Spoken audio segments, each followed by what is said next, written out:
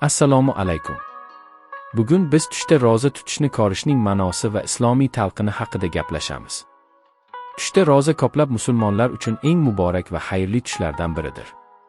Mashhur islomiy olim Ibn Sirinning fikriga ko'ra, tushda roza tutish gunohlardan poklanish, iymon mustahkamlanishi va qalb tinchligi ramzidir.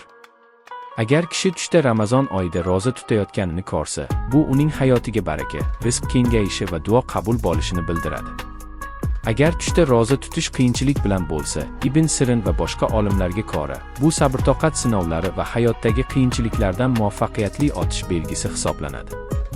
Shu bilan birga, roza tutish oson va xursandchilik bilan bo'lsa, bu ruhiy va jismoniy sog'likning baraka topishi, qalbning xotirjamligi va Allohga yaqinlik belgisi hisoblanadi.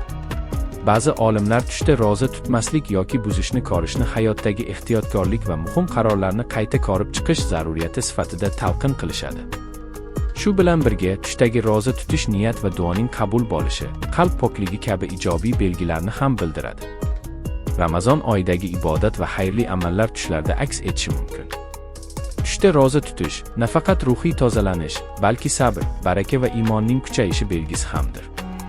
Shu sababli Ramazon oyida ibodatlaringizni davom ettirish, duo qilish va qalbni poklash juda muhimdir. Ushbu tush shuningdek, ruhiy yuksalish va Allohga yaqinlik ramzidir.